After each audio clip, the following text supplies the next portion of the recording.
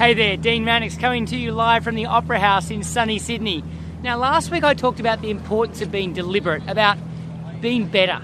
I also shared the 6 areas of life that I believe we need to design if we really want things to be better. Design might seem like a strange word, but the point I'm making is that you need to take control and design the way that you want things to be if anything's ever really going to change. Now Thoreau said, things don't change, people change. And that's the point. If you want the things around you to be better, then you need to commit to being a better person in those 6 areas of life. But today, I want to talk about you and your sales life. Now, the question I have for you is, what are you doing this week that's going to make your sales life, your life in sales, better? So in the next few weeks, I'm going to make my sales growth blueprint available for free. So please keep an eye out for the ebook. But here's a quick preview of the 7 areas of your sales life that you can improve to make the rest of your life so much better. Now, the first is your ability to tell a compelling story about the product or service that you sell. You see, the more passionate you are about the solution you sell and what it does for your customers, the easier it is to get out of bed and the easier it is to sell it.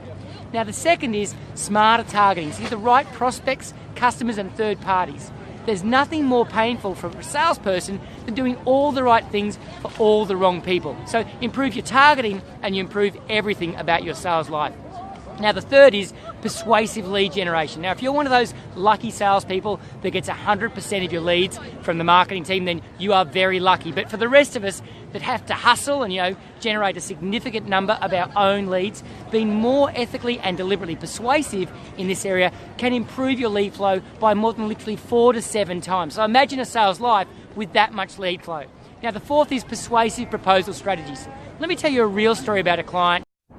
So a Big 4 bank asked me to review the way they were proposing a financial solution to their customers just to see if they were making any persuasion mistakes. So they'd collect a bunch of information, enter that into a computer, and up would pop up a screen that provided all the terms and conditions for that customer's particular situation. Now, at the top of the screen, it actually said fees and charges. So what were the bank salespeople saying to the customers? Well, you guessed it. Thanks for waiting, Mr. or Mrs. X. I'll just take you through the fees and charges. Now, what do you think happens mentally when we hear the words fees and charges? Well, once again, you guessed it. People turn on the negotiation and attack part of their brain, and they turn off their listening and relationship part of the brain. Now, this is a really simple example, but the point is they've been making that mistake and over 10 others just like it for more than a decade, and no one had noticed. And the day after we fixed this and the other mistakes, they had a record day of sales. Hey there, Dean Mannix. We're cutting this video up and I've just realised that it's way too long, so it's going to be a 2-part series.